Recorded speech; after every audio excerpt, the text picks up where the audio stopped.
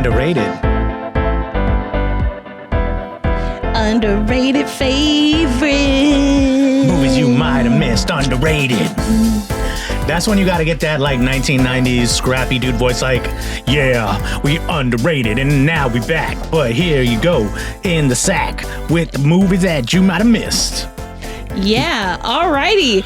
Everyone, this is Underrated Favorites, Movies You Might Have Missed. I am Neek. I am Rooster. And we are back, y'all. This is our season 3 opener. Pew, pew, pew. Pew, pew, pew. Oh, there they go. We got the real pew pews. But yes, so we are back. Glad to be back. We missed y'all. We missed this. We're happy to be here. Shout out to the followers who are still following and the new followers to come and who just found us. Yeah. So on this podcast, we usually take a look at movies that are at least 10 years old, and we re-examine and revisit. They're the ones that were slept on or like just got overlooked because reasons. And we talk about those reasons and we say like, oh, did they deserve to get slept on? Or were they great? And how we're bringing them to you for you to realize that they're great. But this season 3, episode 1 is a special episode. Mm-hmm. We are debuting something we are calling the oofs. For all you oofies. Yes. So we are just going to do we feel like last year there were a lot of movies that came out. And so we saw a lot of them. And we saw a lot of them. So we want to talk about the 2024 movies, not the big ticket movies, but future underrated favorites that maybe you'll go see now. So we have a couple different categories here. We're going to announce the categories and then announce our nominees. And there's only 2 of us, so we're going to decide the winner between the 2 of us. So let's get into the oofs. Coming soon. That was good. Fuck it. Oh no, the magical one. The oofs. The oofs. So we have about like 6 different categories, and then we're going to talk about like our favorite of all of them. Yes. Awesome. So the first category, why don't you let the people know, Dominique? Yes. So our first award is for Best to See in Theater.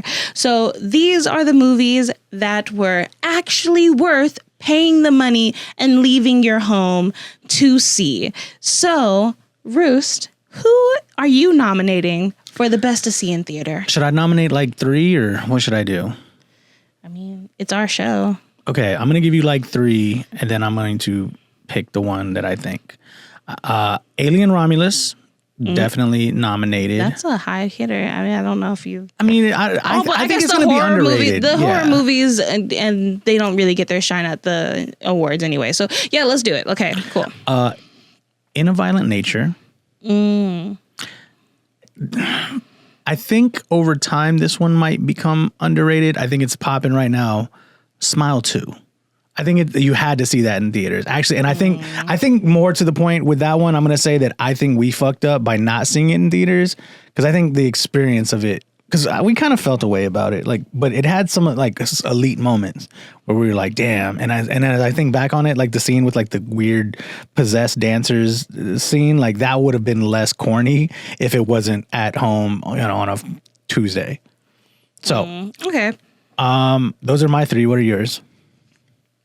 So my Best to See in theaters, you gave 2 or 3? You gave 3.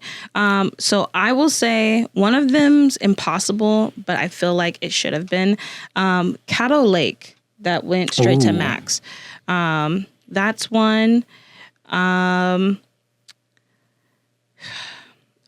Saw the TV Glow is my second for Best to See in theaters. And then my third is Late Night with the Devil. I know that there's feelings about that.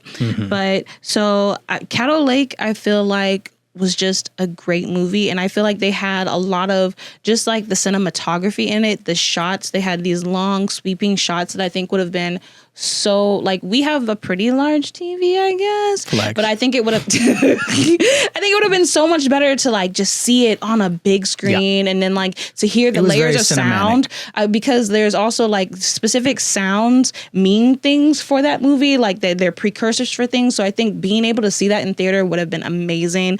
I saw the TV Glow has, again, it's great cinematography. Like my feelings about the movie are,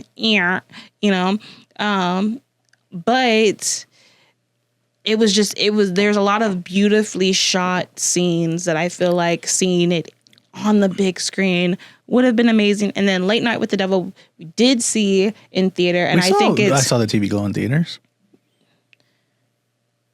We did. Okay. This part we didn't. Yeah, you did. You were because I told you I was like because it's made by the director who I really anyway. Anyway, that's why I was like would. Late Night with the Devil. I think it was an interesting movie. I don't hate it. I think it's been done better, but I think it would have been even worse. Like rewatching it at home, it doesn't even hit the amount that it did in theaters. Totally agree. So between ours, do we have a winner? We don't have any overlapping. So do we have a winner between us? I have my winner, and then you can give your winner, and they both get awards. Oh, boo. My winner is one that I didn't even mention, and that is Salem's Lot. No, you can't do that. Well, I could. It's our. You just literally said this is our show. We could do whatever we want. Okay, fine. Yeah. Okay, so best to see in theaters, Salem's Lot. Give the rundown on Salem's Lot for the people to know. Salem's Lot is a remake of the TV miniseries, basically from the 80s. Stephen King novel, one of his larger novels.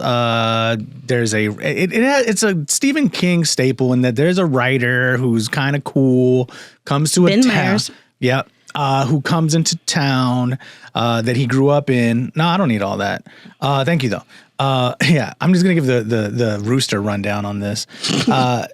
Come to find out, as he's coming to revisit his old, kind of falling apart, dilapidated old town, Vampire is also got the hots for this town called Jerusalem's Lot and is slowly infecting the people and leading a conquering campaign to overrun this town of maybe like 80 people. But it's good. And the cinematography, some of the sounds, I think would have just hit so much better in theaters. But that movie was not released in theaters. It was released directly to Max. Yes. And I think part of what hurt the film in the hearts of critics and some folks might have gotten better had it been in theaters. In theaters, yeah. Because I think there was a lot that people were upset that got cut. And it was like, yo, it got cut because it's not a series. It's a fucking movie now. And that would have made more sense in theaters. It's like a 4-hour story that they condense into 2:10. Yeah. So what was I definitely agree with that. And so for people that are interested, it is still available for streaming on Max. Yeah. So you could go see the winner. So for my list, because I'm going to follow the rules and there's a reason why I nominated people, I'm going to go with Caddo Lake. It was the first one I said because it is the fucking winner. I think it is a great story. It's interesting. It's beautifully the way that it's a non-linear storytelling, and I am a sucker for a non-linear story. If there's time travel, maybe. Not gonna spoil anything, but that is and then it's beautiful, like yes, ooh. So it is a mix of just like a great story and then also beautifully shot. And I just like the lead actor, and I'm glad that he's getting he's getting burned. You know, he's not going to be just remembered for Maze Runners and like Teen Wolf. So Caddo Lake, Salem's Lot, come up here, get your awards. Yes. They're not here, so we will accept the award on their behalf. Yes. Thank you. The next category we have is most fucked up. So whether it is body horror, gore, or circumstance, this movie takes it there and then some. And it's just really fucked up. So who are your nominees for the most fucked up movie of 2024? I have a few. I got my 3. I think at the top, not in any order, In a Violent Nature. Some gnarly, violent scenes. After that, most fucked up, I am going to have to also say Dream Scenario. kind of fucked up. Okay. Your scenario was funny to me. Oh yeah, it was hilarious, but it was kind of fucked up. Oh, okay. And then I'm gonna say Civil War was kind of fucked up. I have my thoughts on the film. I think everyone's forgotten about Civil War, so I'm glad you brought it up, and that's why we have these awards. This is why. Yeah. Okay. So good. So what are your three? So I don't know if I have a full three. Okay, yes I do. My most fucked up are I have Cuckoo. Yeah, that was fucked up. I have Frogman. Totally fucked up. And I have Hypnotic, which I think may be an older movie. It may be 2000. No, right. It was 2024. Well, either way, you're correct. We saw it in 2024, and like we said, we can do whatever we want. Yeah. So yes, those are my underrateds. You may have never heard of any of them because that's why you listening to this podcast, because we get you, we put you on. But so yeah. what is your most fucked up award winner? My most fucked up award winner has to go to Frogman. Yeah, like, actually, there is a impregnating cult that does hybrid babies, like, and you see it. It's fucked Can I cook for a hot second? Yeah, no, cook. Let me lay the scene for those who. This is for the homie Chris, because I know he listens to this pod. When you're at home and you have nothing, you're just like, bro, what do I even watch? Go to Amazon Prime, fire up Frogman. It is the Blair Witch Project meets cryptozoological Frogman monster. It is off its balls, okay? It's nuts. It's gnarly. There's frog impregnation cults. Who knows why? And as stupid and ridiculous as it is, it's a hilarious watch. And there is some good horror elements to it because it is a low budget. You can just tell. It is a low budget. Like, it's really like that, the first like found footage movies, like it goes back to that. So it is technically a 2023, but we saw it last year. But it is also available to stream on Sling TV. So Amazon Prime Video and Sling TV. So I'd say definitely go watch it. It's also, you can rent it for like $2 on YouTube. For sure. Movies. But yeah, that was really fucked up. So that's my most fucked up. Who's your most fucked up? I'm with it wasn't on my list, but Frogman was it. Frogman is totally it. Hypnotic a close second. Yes. Just to let the people know, can you explain Hypnotic to the people? Yes. So Hypnotic was recommended. It was recommended. Shout out to the pals who they recommended a bunch of other movies to me, but this is just the one that happened to stick in my mind the most. So determined to find. Wait, no, that's not the right movie. A woman is going through some shit. Oh, so a woman is going to therapy and she is just trying to figure out what's going on with her life. She meets this therapist who's like, I'm going to help you for the better. She lost her son and that ruined her marriage. The son died when I say lost their son. But I think we got that. Oh, well, I wasn't sure if it meant literally lost. We lost him at Coachella. No, we knew he was. There is a movie about that too. But anyway, so then she finds out like her therapist starts popping up in weird places that she's at. And then she starts realizing that she's missing time. She's waking up in other places. Cut to, spoiler alert, her therapist is hypnotizing her and raping her because she looks kind of like his ex-wife, like, and kind of like, which he also like, who he also like kept in their marriage by hypnotizing her, and that's the whole movie. And then she's trying to like get away from him, and get him arrested, but he can like hypnotize her whenever the fuck. Soldiers her ass. Yes, and it is crazy. But Frogman wins the award. Frogman, please come up here and get your award.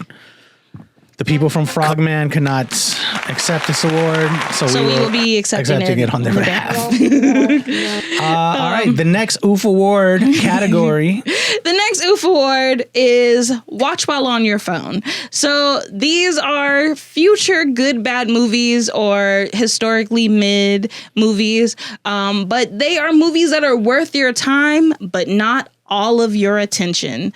So who are your nominees, Roost? Okay. This may be controversial. Oh, gosh. Not completely. At the top, or again, not in any particular order, Trapped. I'm gonna definitely put Trapped on there because okay. especially with a lot of the singing. They do give her full scenes. They don't cut it off That like in Smile bitch 2. is singing. Shout out to M. Night Shyamalan's daughter. She's a good singer. I'm just not my cup of tea.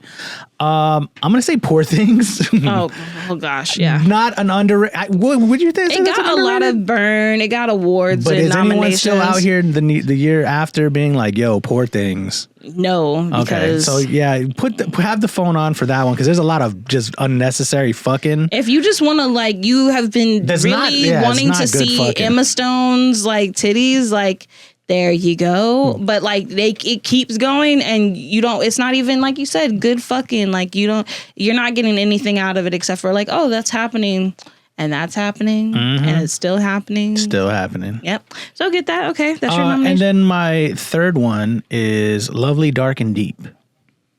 I think it wasn't Oh, okay. terrible, but you know it's kind of good. It's a great fire it up. I just want to see. There's a horror movie called Lovely, Dark, and Deep. The actress who was in Barbarian, who kind of we noticed from time, and she was in The Watchers, right? She's kind of having a little moment, and it was like, okay, fire it up. Great movie, absolutely not. Definitely, probably historically mid. Once it all shakes out, be doom scrolling while you watch. Yeah. What are your three? So my three, and it's funny because I've been waiting for us to have overlaps and we don't really. I'm bringing Civil War back for this one Good because call. I feel like Yeah. Civil War, if you pay too much attention, it just gets like frustrating. Yes. So Civil War, Tarot, Good call. yes. And then where is it? I just lost my Night Swim. Night Another good Swim call. was not worth the full attention. Kind of mad that we saw it in theaters.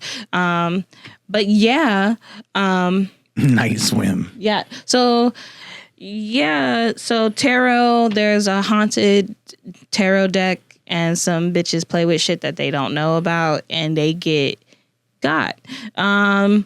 Let's see, Night Swim.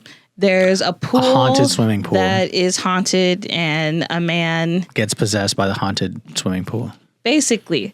Again, if you're on your phone and you just got time to kill, you're like, I need something to fall asleep to. I highly Yeah. recommend it. And then Civil War is like, again, it's a little It was depressing. doing a lot. It was doing a lot, and it's it good to wanted be to do a half. lot. Like, and it was a good, and that goes back to I feel like it's a historically mid or like good bad movie. Here's a question for you. Like what? Which movie did you prefer, Twisters or Civil War?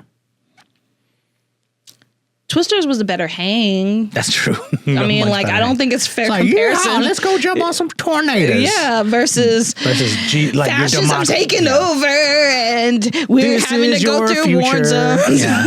You're gonna see this in 2 years. You're welcome. Yeah. No, I agree. And that was the point. yeah. So they really go into it and seeing like racism and like, you a Chinaman, I'ma shoot you. Pretty much. Yeah, like that's literally a scene. That's not me giving satire about the movie. That literally happens. Anyway, so who wins out of your nomination? I'm gonna say Trapped. I love that movie, Hmm. but like it would be an potential underrated favorite 10 years from now. wow. But I think there's a lot of that movie that just benefits more from just you kind of Not paying clocking attention. out, here and there, and just letting the movie cook in the background and not taking it too seriously. So what is yours?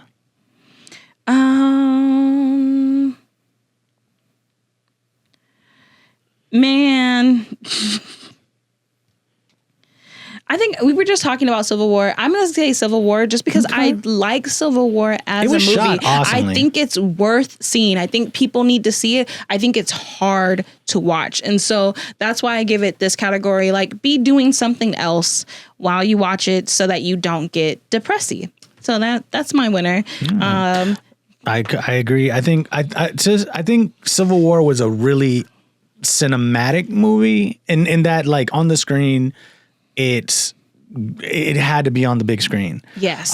It's loud. You're really in You're the seeing conflict. full Yes. neighborhoods and like areas built turmoil. out, Yeah. and you was a see the fully realized destruction. world. Yes. I think what killed me about it was there was so little, like you're just dropped in the middle of it, literally. There's a lot of Actually, you're kind of dropped in at the end of the war. Exactly. It's really like, how did we I get think here? what hurts it is that, a lot of movies have too much exposition. This movie has like none. Clear. Yeah. Like That's the move.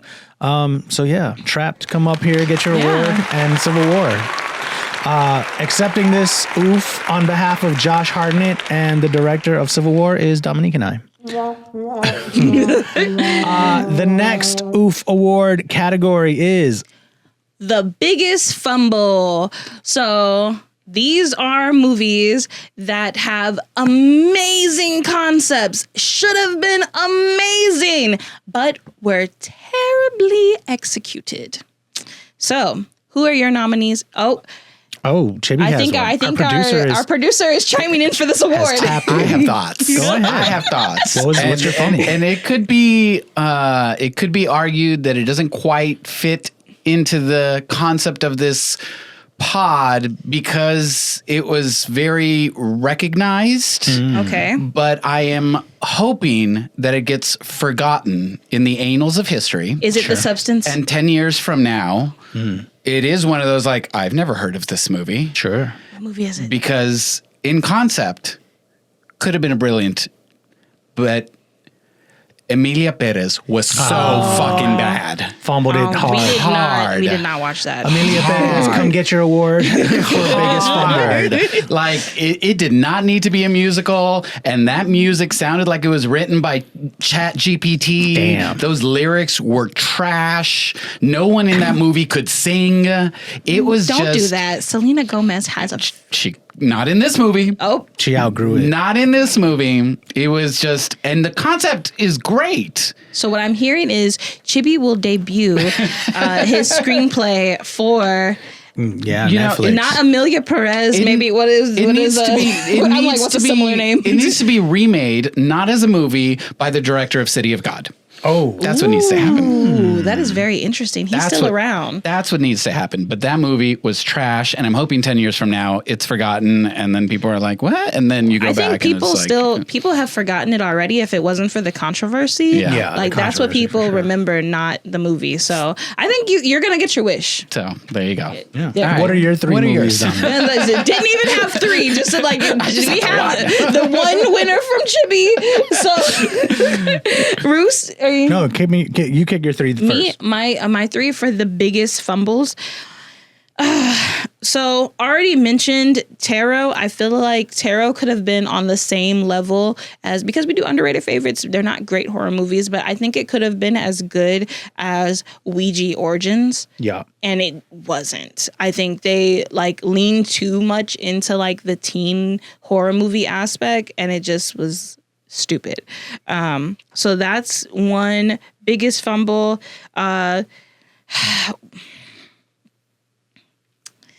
Speak your mind. Long Legs. Oh, we got some overlap. Did not like Long Legs. I feel like Long Legs, and it makes me so sad because there's a lot of people that talk about horror movies that really fuck with this movie, and I really don't fucking get it. I feel like it could have been so fucking better. And like the twist at the end, I'm not gonna spoil this one because like, go see it and then you come back and you be like, damn, Dominique, you're right. That could have been great, but that movie fucking sucked. That's what I want in my inbox, okay? But I feel like it was a great story. It's a story that's been done that had a nice little twist to it. But it just was, it felt so clunky and stupid.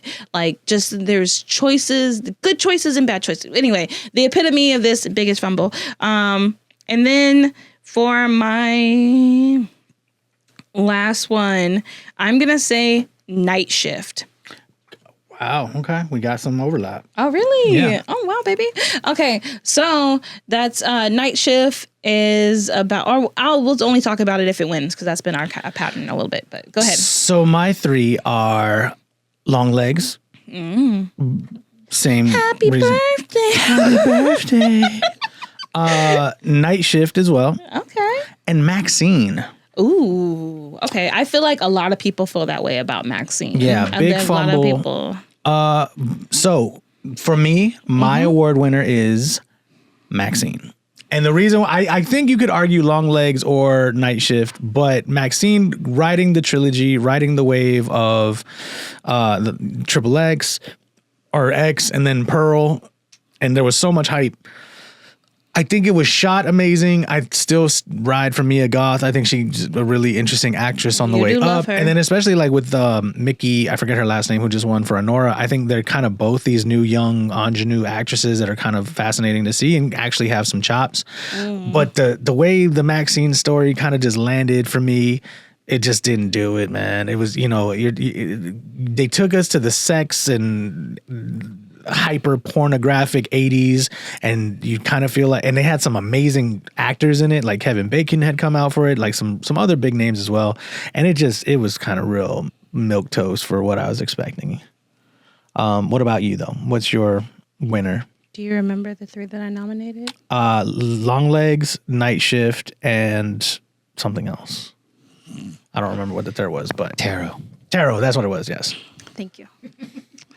Tarot was a close fourth for me too. Oh, look at that. We so in sync. But anyway, so biggest fumble for me, I think, honestly, it wasn't on my list at all, but I'm going to echo you at Maxine just because it had the build up of first X and then or Triple X. I think it was just called X. Yeah. Like, and X got so much respect. Yeah. And then like Pearl was You don't like Pearl. okay. Like Pearl was what it was. Pearl I don't sits with care me in about weird white ways, women. yeah. No, like, that's true. And that's just sorry, but like there's, and that's literally what the whole story is about. But and she's like, the story, it wasn't for me. I didn't feel like it was for me. But it's still like, I feel like there was just like so much wasted momentum. And that's why I feel like it has to go to, as biggest fumble, like specifically for this category, it has to go to Maxine. Mia Goth, come up here and get your award, please. Thank Ty West, director. They couldn't be here. They couldn't be here. We will accept their oof on their behalf. The next oof. All in acting for those actors who fucking went for it. That's Was the right. movie good? Maybe. We don't know. But I'll tell you what, the actors, they put acting front and center. So I do have to give one kind of hat tip to Poor Things. Thoughts and feelings on the film aside, they were going for it. Like the actors, at least, it looked like some real fucking going on. That's neither here nor there. My 3 that I am nominating are, I saw the TV Glow. I think everyone in that movie, like, there's so much I love about that movie. It almost made the list for biggest fumble. Actually, I think maybe I should have put it on there for that. I really love that director. I love the way they handle storytelling and shooting a story. But I can't lie, it's like watching paint dry at times.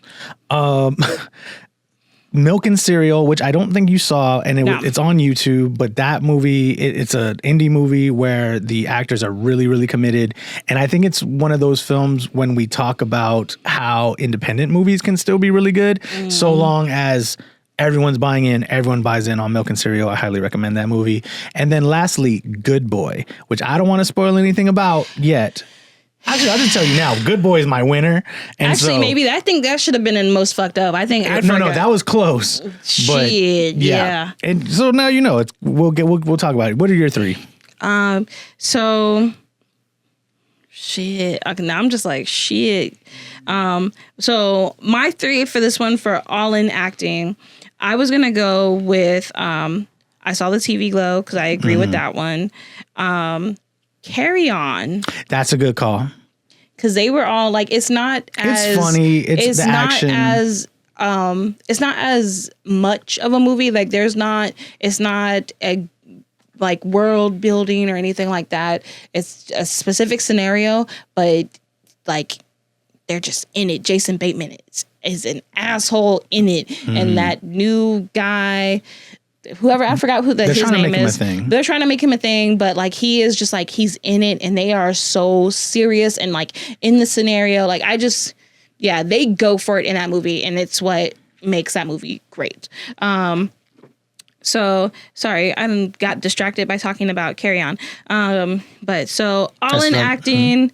I saw the TV Glow. Oh, and Under Paris. Under Paris, all you need to know is Paris Olympics. Sharks. In the Seine. Yes. Yeah.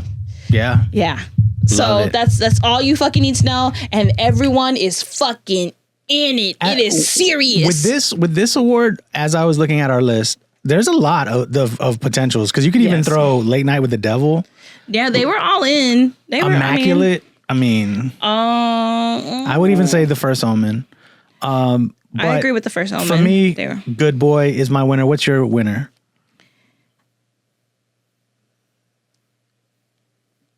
Yes.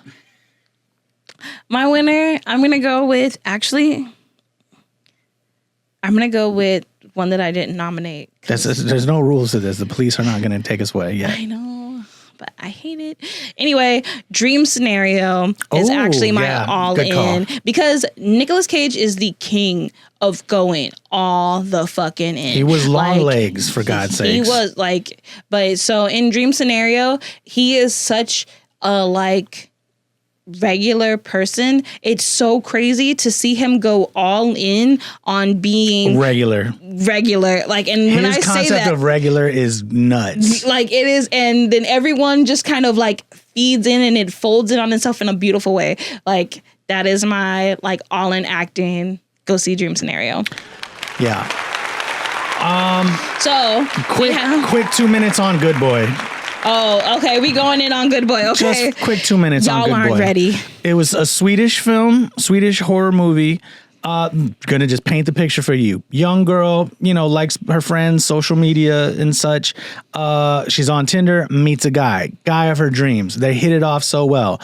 Goes home, very happy to go to his house. It turns out he's actually wealthy and affluent. Yeah, has a Tony Stark like pad. Yes, he is very he's borderline affluent. Royalty. And it's he just lives by himself. They fuck the first night, but it's good. He doesn't shame. He doesn't shame her. They have a good time, and he's like, I really want to see you again. It's just him out. He lives out here in this lovely place out in the woods. It's gorgeous with his dog. So in the morning, he's like, hey, he invites her. He's like, hey, I had a really good time. Doesn't slut shame her, and is like, actually, would you like to come away with me for the weekend? Mm-hmm. They spend the whole weekend together. But until his dog is a man in a dog suit who acts like a dog. And he is like, do not talk to him. Treat him like a dog. He likes it. He is into it. Until things go nuts. We'll just she has a moment where she almost just is buys into it. This is worth it. The dick is good. He got money. I'm a treat this man in a dog suit like a dog until they're alone together, and he's like, help me. Yeah, don't believe his lies. I do not enjoy being a dog. And you're like, holy shit. And so then she's trying to figure out how the fuck to get away from him, and how to save this man in this dog suit, and chaos ensues. Yeah. And I'm not gonna spoil it for you. Because the ending is something else. So yeah, Good Boy. That is Good Boy. Why wasn't that almost Good Boy? up? Come get your award. They're not here, so we will accept it on behalf of Sweden. I thought it was German. Oh, it might have been. Yeah. Next movie, Show Me Something New. Or next category, Show Me Something New. The OOF Award. Dominique, what are your? Let me explain. This is for these movies that kind of broke the mold. That just whether in terms of story, in terms of the look. They did something. They made a choice that we either hasn't been done before, or we at least haven't seen it before. Mm-hmm. So, you want to go first or me? I can go first. You go. My 3 nominees for Show Me Something New Number 1, In a Violent Nature. It's come up a lot. On my I really list, did too. enjoy that movie. Probably won't be my favorite, but what did it do new? It was, let's follow Jason from Friday the 13th from the perspective of Jason in Friday the 13th. And not surprisingly, it's a lot of walking in the woods to commit homicides. But it was still very inventive, and there was a lot of funny moments, a lot of crazy violence. There is a part of me that thinks it may have just worked better as just a straight horror without the little gimmick, but either way, yeah. My second nominee is Dream Scenario. That was kind of out there, similar to like a Being John Malkovich, where you're like, what the hell is the point of this movie? Like, it was really interesting. And then my third nominee is The Incredible Life of Ibelin, which is a documentary on Netflix. It was a big old heart wrencher, but unlike traditional documentaries where it's really just filming the family and friends of this individual, the whole point of the story was he suffered from a chronic disease. I think it was like muscular dystrophy or something along those lines, where he was basically confined to a chair, couldn't have friends, and yet he played online RPGs all the time. So the majority of this film is taken from data from the game, and it's reconstructed almost using the characters from the games. And he had love interests on this game. He had all these friends, and so when he passed away, his parents just kind of thought he died this lonely boy, and Like then he had a full life in this other way. Yes, and it was It was very amazing. heart touching. So yeah, that was Show Me Something New. My nominees. Dominique, what are your 3? So I did not have something that's hard. I feel like that was a really good. Thank you. But so my Show Me Something New, I was also going to say In a Violent Nature, because it's just the whole point of a horror movie from the monster's perspective.